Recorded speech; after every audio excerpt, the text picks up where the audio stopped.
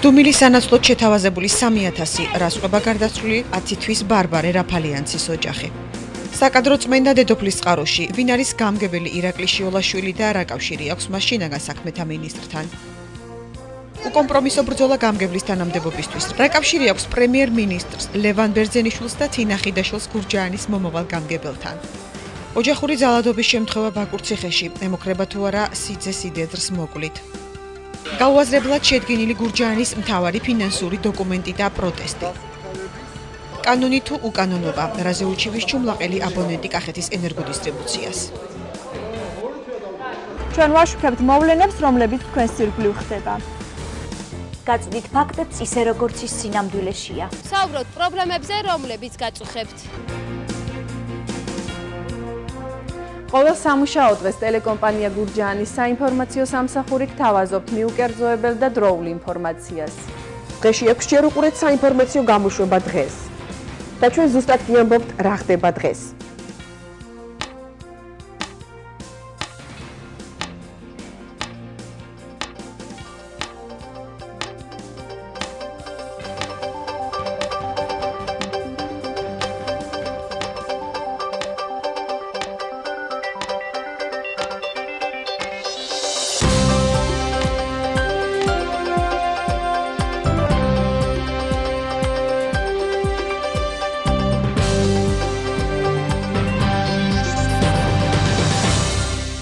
კახეთში განვითარებული მოვლენებით ეთერშია ტელეკომპანია გურჯაანის მთავარი საინფორმაციო გამოშვება.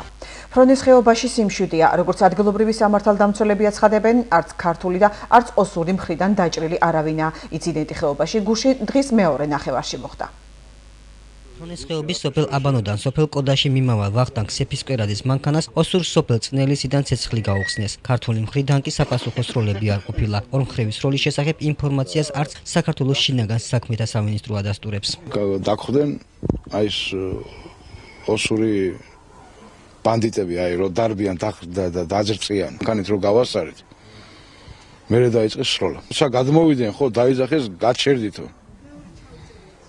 და გააჩერა მამაჩემ. და რო გავიგეთ უკვე ვინც იყო და რაც იყო, ჩემსკენ გადმოვიდა ერთი და დაუწყო შუშას ისა ავტომატის ლულით შემა რომ გინდა თუ არ გინდა გადმოდი ზირს. სოციალურ ქსელში გავრცელებული ინფორმაციით კი კოდაში დაახლოებით 4 შეიარაღებული სეპარატისტი შევიდა და სროლა ატეხა. ინციდენტს ორმხრივის სროლა მოყვა, რომელმაც დაახლოებით 1 საათს გასტანა და სროლის შედეგად რამდენიმე პირი დაიჭრა.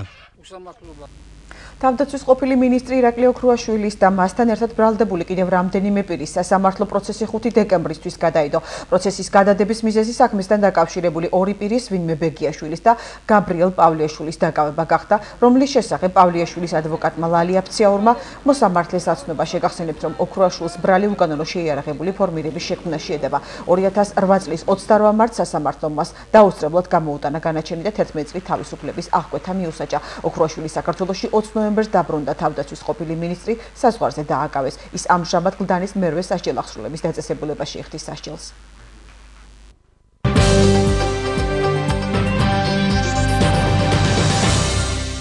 ახლა კი რეგიონში განვითარებული მოვლენები. კოლაქში გარდაცვლილი 10 თვის რაფალიანცის ოჯახი ირწმუნება, რომ დეპუტატ გიორგი ღვინიაშვილის სახელით 3000 ლარი დუმილის სანაცვლოდ გადასცეს. ღვინიაშვილი კი ამბობს, რომ გარდაცვლილის ოჯახს სამხარეო ადმინისტრაცია ეკონომიური მდგომარეობიდან გამომდინარე დაეხმარა და გახმაურებულ ფაქტთან დაკავშირებით ბრალდება უსაფუძვლოა. შეგახსენებთ, რომ 30 სექტემბერს 10 თვის ბარბარე რაფალიანცი საძინებელი ოთახის გვერდით მდებარე მარანში წყლით სავსე ქვევრში გარდაცვლილი იპოვეს. გოგონას დედა ბავშვის მკვლელობას არჩევნებს უკავშირებს. 10 თვის ბარბარე რაფალიანცის მკვლელობის საქმე ამ დრომდე არ არის გამოძიებული. თემაზე ვრცლად ეკათეთრაძე მუშაობდა. გარდაცვლილი 10 თვის ბარბარე რაფალიანცის დეიდა იმ პირის ვინაობას აკონკრეტებს, ვისი სახელითაც მათ ოჯახს დუმილის სანაცვლოდ თანხა შესთავაზეს. დალი მექერიშვილი ამბობს, რომ ბარბარეს მამას კონვერტში ჩადებული ფული გამგებლის მოადგილემ გადასცა და უთხრა, რომ ეს მათ გიორგი ღვინიაშვილმა გამოუგზავნა. გადასცა ამ 3000 ლარი გამგებლის მოადგილემ. ღვინიაშვილმა გამოგვატანა ეს თანხაო. უთხრეს კიდევაც რა ქვიან, რომ გაჩუმდითო რა ესაო იმის პიროვნებამ გამოგვატანაო თქვენთანო, ვისაც ეს დანაშაულიო არ გაუკეთებიაო რა. ანუ რას უნდა უკავშირო გაჩუმდითო და ჩემზეო ნუ ღალაპარაკობთ. სხვა რა უნდა იფიქრო. მექერიშვილების ოჯახში ხელისუფლების ამგვარი გულუხობა უკვირთ და მაგალითად სხვა გაჭირვებული ოჯახები მოყავთ, რომელთაც მათი თქმით მიზერული თანხითაც კი არ ეხმარებიან. აი აქ ჩვენთან ბავშვი თბილისში ეწვათ და იმაზე ჰქონდათ შეერთებული. აბარაძე თხოვათ რაიკომს მოიდა 200 ლარი მომეციტო თუ დადგებათ რომ ვეთქვი და წამოვა ის მიჭიკა 200 ლარი არ გაიმეტეს. კითხვას ავსვავ, განა მოხუცი რო ვარ, დებილიცა ვარ, იგეთი რო არ ვიცით, არა უმუშაობდი და არაფერი არ ვიცი. გურჯაანის მაჟორიტარი დეპუტატი გიორგი ღვინიაშვილი ამბობს, რომ ეს დახმარება ოჯახის ეკონომიური მდგომარეობის გამო კახეთის სამხარეო ადმინისტრაციამ გადასცა. გიორგი ღვინიაშვილის სახელით არავის არაფერი არ მიუტანია, ეს გუბერნიამ იმიტომ რომ იყო ძალიან გაჭირვებული ოჯახი გუბერნიამ გადაუხადა, როდესაც მე საერთოდ არ ვიყავი გუბერნატორი უკვე და გიორგი ღვინიაშვილს საერთოდ თავი დაანებონდა. ასე რომ ეხლა არ უნდა თქვა თავიანთ ცოდვების ვიღაცაზე მიწერა რა. ძალიან სამწუხარო ფაქტი მოხდა, ყველა შეგვაწწუნა რა, მაგრამ მე ვარ პირადად ძალიან შეურაცხყოფილი ამ ფაქტისგან. იმსაბედისწერო ღამეს 10 თვის ბარბარე რაფალიანცი ამ საწოლზე იწვა. ქვევრი კი სადაც ის იპოვეს დაახლოებით 15-ოდე მეტრის მოშორებითაა. ვერსიას, რომლის მიხედვითაც თითქოს და ბავშვი თვითონ მიცოც და ქვევრამდე ოჯახი კატეგორიულად გამორიცხავს. ეს არის სრული აბსურდი. როგორ შეიძლებოდა ბავშვი შემოცოცებულიყო, რომელმაც ცოცვა არ იცოდა, აი ესე დაფარებული ქვევრი ბავშვს 10 თვის ბავშვს აეხადა. ჩავარდნილი იყო და შემდეგ ისევ ბავშვს დაეფარებინა. ეს არის სრული აბსურდი.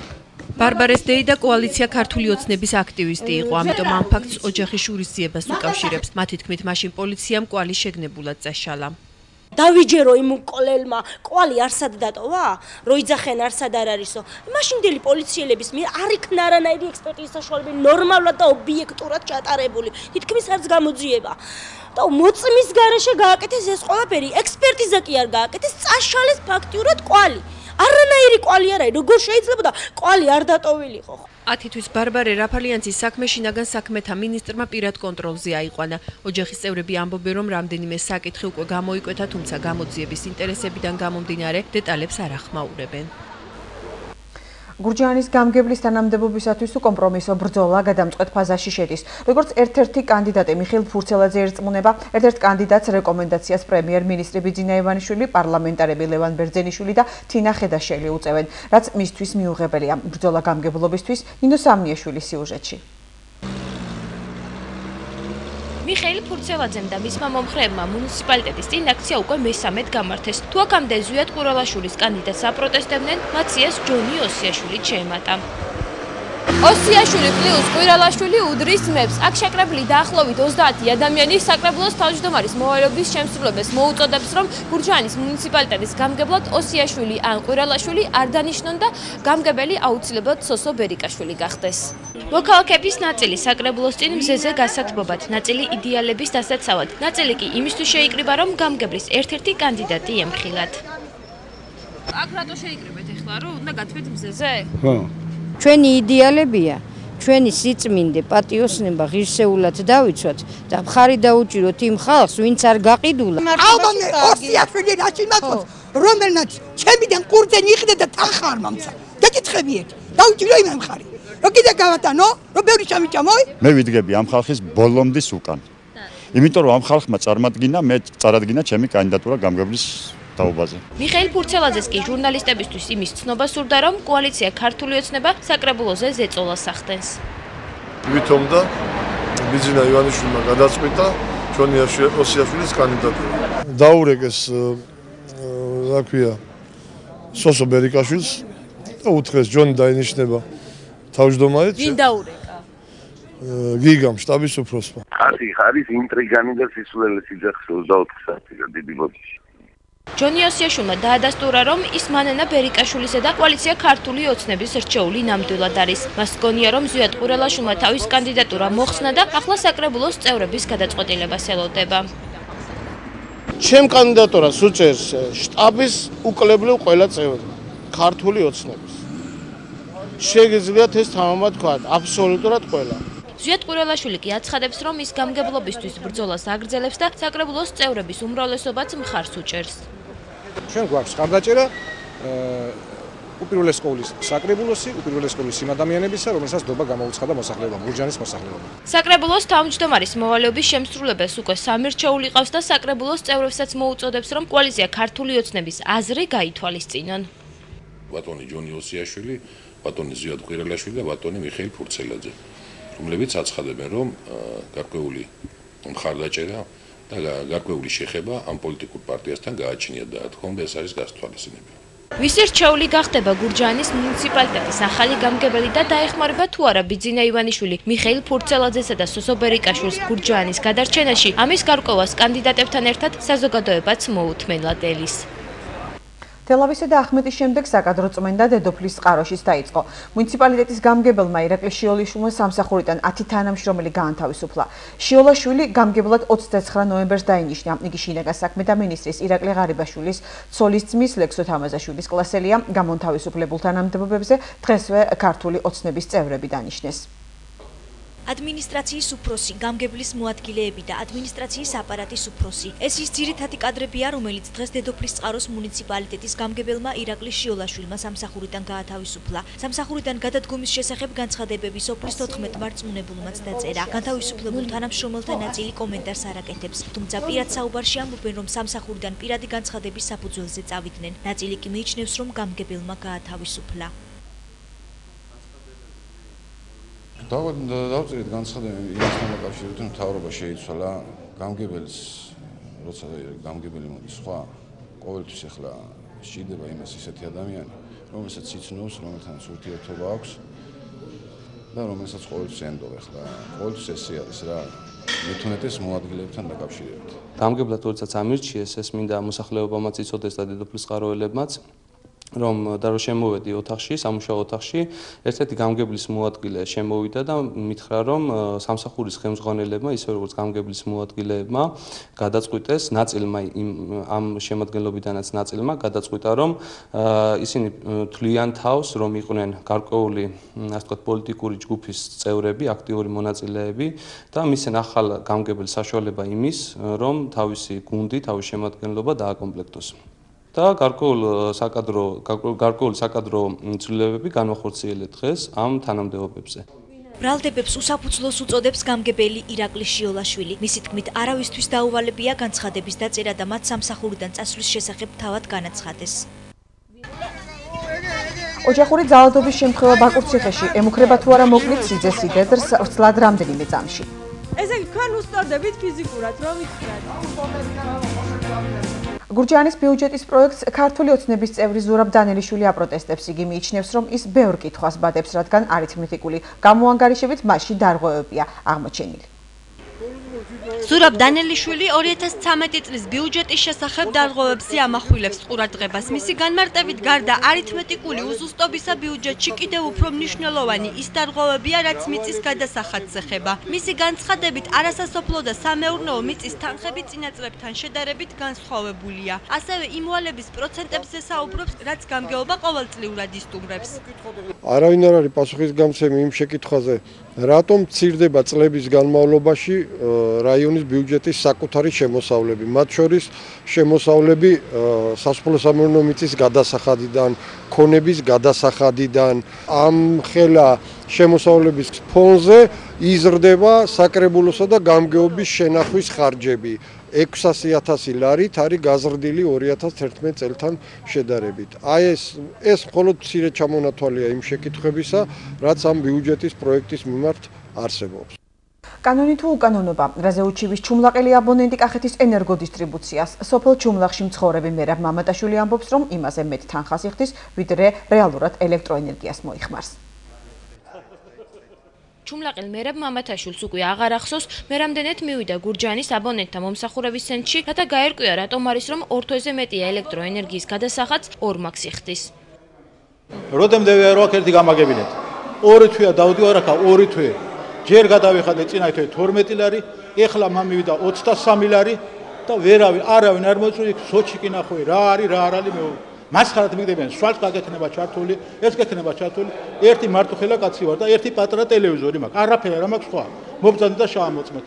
როცა ვექცლერზე მეტარაკვა მარტო. მისი მრიცხველის მაჩვენებელი კომპანიის ერთ-ერთმა თანამშრომელმა შეამოწმა, თუმცა ტექნიკური სამსახური მიზეზის გასარკვევად მასთან დღემდე არ მისულა. უბრალოდ ნახეთ ჩვენება, მრიცხველის ჩვენება და ზუსტად არის მის მრიცხველზე ის ჩვენება, რომელიც არის შეტყობინების ქუთაში ასახული. სატელეფონო ზარის შემდეგ ტექნიკური სამსახურის ხელმძღვანელმა გადაწყვიტა, რომ დაზარალებულთან მრიცხველის შესამოწმებლად მივიდეს. შევამოწმეთ ამ დღეს ახვალ. მარტოხელა მერაბ მამათაშვილი ენერგოდისტრიბუციის ხელმძღვანელობას საკითხის ოპერატიულად გარკვევას და ზედმეტად გადახდილი თანხის უკან დაბრუნებას თხოვს. ოჯახური ძალადობის შემთხვევა ბაკურციხეში 75 წლის მოხუცი ყვება, რომ მასზე ხშირად ფიზიკურად მისი სიძე და ქალიშვილი ძალადობენ. ხშირად კი მოკლითაც ემუქრებიან. ბრალდებას მოხუცი ქალბატონის შვილი და სიძე არ უარყოფენ. ოჯახური კონფლიქტის დეტალებს ეთერ თეთრაძე არკვევდა.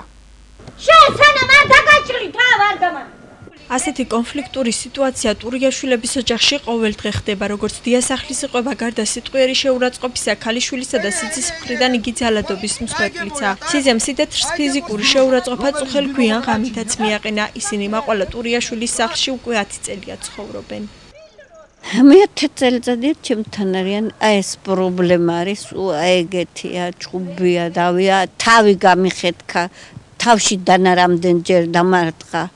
მკლავში რამდენჯერ დამარტყა. აღარ შემიძლია, ამდენი ყელში აღარ ჩადის. ნაოპერაციებელი ვარ, ნერვები აღარ მაქვს, ნარკოზისაგან ნერვები არ მაქვს. ემათუნა შამამინარცხუნმე. ქალიშვილი და სიძე ჩვენთან საუბარში ადასტურებენ, რომ მაყვალა ტურიაშვილს ფიზიკურად ნამდვილად უსწორდებიან. ამის მიზეზად კი სიძეს სიდედრის პირად ცხოვრებაში ჩარევას ასახელებს. სულ ჩხუბობს, გააკეთებ რამე, არ გააკეთებ ჩხუბობს. სულ ჩხუბობს ერთ ამბაჭერი, მაგას იცი რა უნდა, მე დამინგრიო, ოჯახი დამინგრიო, თვითონ უნდა იყო. ვერა უტანია ჩემი ქმარი და მე კიდე ამაი არ ვაპატიებ. ისეთ იმებს მეუბნევარ, ცემკერე ლამის მოკლა. არა მაქვს უფლება რომ ესე იგი ცოლს ან მაღალი ხმით დაველაპარაკო, ან შვილს რაღაცა შენიშვნა მივცე. ესე უფლება არა მაქვს რა. თვითონ უფრო იმას აღშურება. იმ დღეს რაღაცა იყო ახლა და პატარა აგე მუშაობა ხან დალევა მიწევს ხან ისა ახლა თლათ უსმელ-უჭმელი ხო არ ვიქნები და რაღაცა ცოლს რაღაც ვესაუბრობოდი და თვითონ ამიყოლია იქიდან რაღაცები დამიწყო. მეზობლები ამბობენ, რომ ტურიაშვილების ოჯახიდან დავისხმა ხშირად ისმის, თუმცა რომელი მხარეა დამნაშავე ამას ვერ აკონკრეტებენ. ემა დღე არის ჩვენ და ღამე სულ ჩხუბი აქვს. გაუგება არის, აი გაუგებრობა არის, აი დედაშვილ შორის და იმ კაცსაც სიყოლიებენ ეგრე. რა ვიცი, ორივენი ახლა ეს დიდია, ეს აიყვება, ისიც აიყვება, ჭიაფანდურებიც აიყვებიან ერთმანეთს. აბა, რა უყო, ერთსაც ვაწყნა, რომ მეორესაც და რაღა უყო სხვა. ეცოდებიანი პატარა ბავშვები ყავდა ისა. როცა ჩხუბობენ, აბა, ძალაუნებურად ისიც ცემს, ესეც ცემს, აბა. ოჯახური ძალადობა ხშირად ხდება და ამ საკითხზე საქართველოში არაერთი არასამთავრობო ორგანიზაცია მუშაობს. მაყვალა ტურიაშვილი სამართალდამცავ ორგანოებში განცხადების შეტანას აპირებს. წმინდა გიორგის ტაძართან არსებული კლუბის ახალგაზრდების ერთი დღე ტელეკომპანია გურჯაანის ობიექტივში.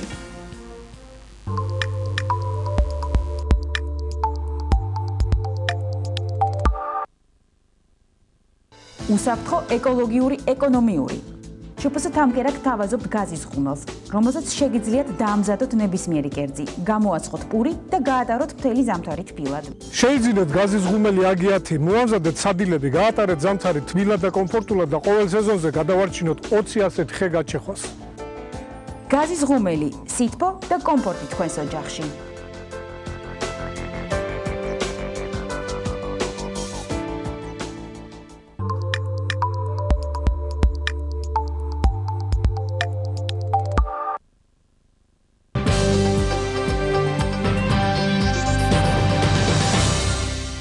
ეთერში საქართველოს ფარგლებს გარეთ მიმდინარე მოვლენებით ვრუნდებით, რომელიც საინფორმაციო სააგენტო მედია ნიუსმა გაავრცელა. პალესტინის ადმინისტრაციის ლიდერის მაჰმუდ აბასის განცხადებით პალესტინელებს გაეროს გენერალური ასამბლეის მიერ მათთვის სტატუსის გაზრდის შემდეგ სახელმწიფო აქვთ.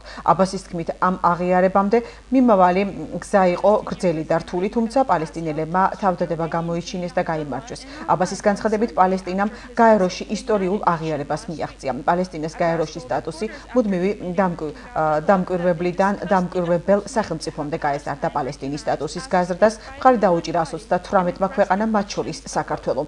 თავი შეიკავა 51 სახელმწიფომ, ხოლო 9 ხმა წინააღმდეგ მისცა. სტატუსის მინიჭებას კატეგორიულად ეწინააღმდეგებოდნენ ისრაელი და ამერიკის შეერთებული შტატები.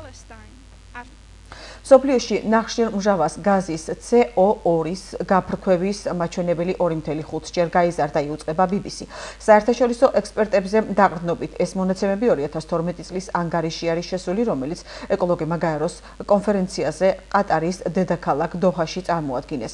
ექსპერტების ვარაუდით, არც თუ ისე შორეულ მომავალში დედამიწაზე ტემპერატურამ შესაძლოა 4-6 გრადუს ცელსიუსით მოიმატოს.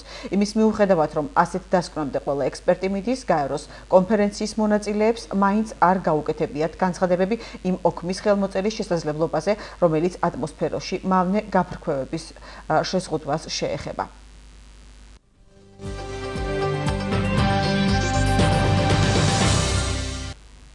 ახლა კი კულტურის ახალ და საინტერესო ამბებს შემოგთავაზებთ. სოფელ ვეჯინის წმინდა გიორგის სახელობის ტაძართან არსებული ფოლკლორული ანსამბლი და სპორტულ-გამაჯანსაღებელი კლუბი უკვე 6 წელია, რაც ფუნქციონირებს და წარმატებებსაც მიაღწია. ახალგაზრდა შემოქმედების და სპორტსმენების ერთი დღე მაია არუთინოვის სიუჟეტში. ფოლკლორის გუნდი სულ რაღაც 6 თვის წინ ვეჯინის წმინდა გიორგის ტაძრის წინამძღვრის მამა ილიასა და მრევლის აქტიური ხელშეწყობით დაარსდა. 40 მოსწავლე ჩონგურზე უკვე დამოუკიდებლად 10 სიმღერას ასრულებს. ბავშვები განსაკუთრებული სიყვარულით უმღერიან სამშობლოს.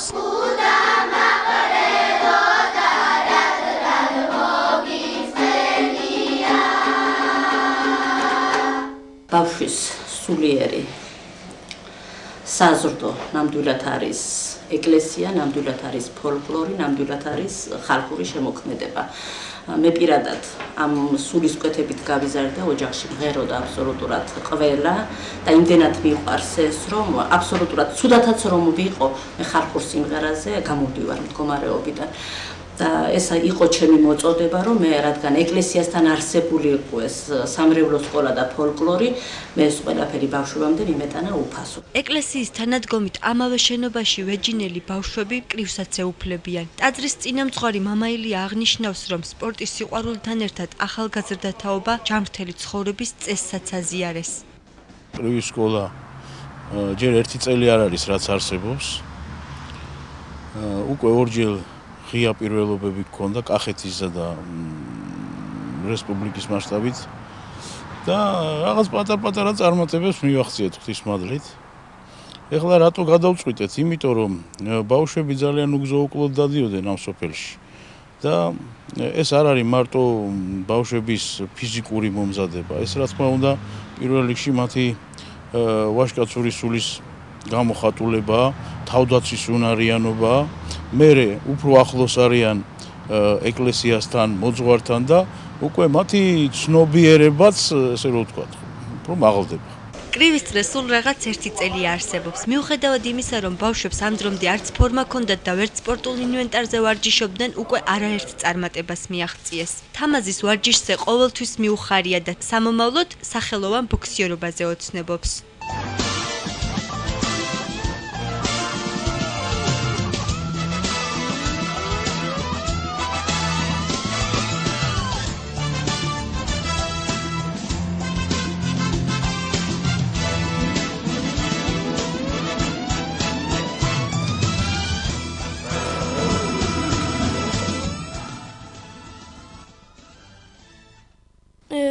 მინდა რომ ბოქსიორი დავიდგე.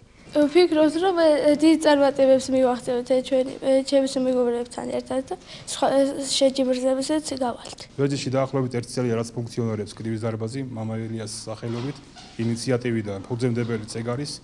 რაც შეეხება ახლა რა მოსდევს, თავარია ადამიანი იყო ჯანმრთელი, ყველა ჩემპიონი ვერ გაიზრდება, მაგრამ რაც თავარია ვაჟკაცები, ქართველი მეომარი ადამიანი გაიზრდება, იმიტომ რომ ვაჟკაცური სული აქვს და მეტი ახლა ჩვენ ქვეყანას ამაზე მეტი არაფერი არ აჭირდება და ძალიან კარგი იქნება თუ ყველა მშობელი ეცდება შვილი ჩართოს სპორტულ წერაში, ეს კრივი იქნება, ჭირაობა იქნება თუ ნებისმიერი სპორტის სახეობა. ფოლკლორისა და კრივის წრეების გარდა ეკლესიის ლოცვა კურთხევით ამ შენობაში ახალგაზრდები ხატწერასაც ეუფლებიან. თუ ვინმეს აქვს სურვილი ეკლესიასთან არსებული ფოლკლორის ჯგუფს მუსიკალური საკრავებით დაეხმაროს, შეუძლია ვეჯინის წმინდა გიორგის ტაძარში მრევლს მიმართოს. შვეიცარიაში გიგანტური ყვავილი ხარობს, რომლის სახელწოდებაა ტიტანარუმი. ამ ყვავილს დამპალი ხორცის სუნი აქვს, მაგრამ ეს სულაც არ უშლის დამთვალიერებას ხელს, რომ ნახონ ეს საოცარი ყვავილი. ეს ყვავილი 20-30 წელიწადში ერთხელ ამოდის და ისიც 2-3 დღით. მსოფლიოში მხოლოდ 163 ფაქტია ამ ყვავილის არსებობის. გამოშვების დასასრულს კი მოსალოდნელი ხვალინდელი ამინდის პროგნოზი.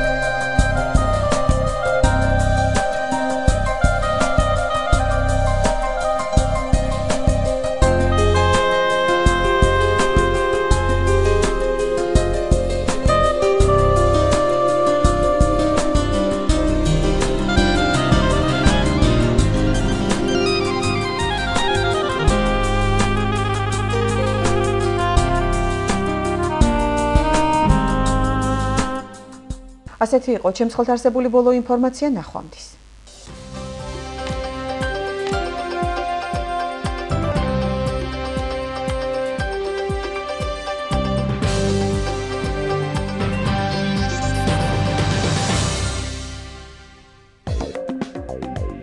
ობიექტური ინფორმაცია.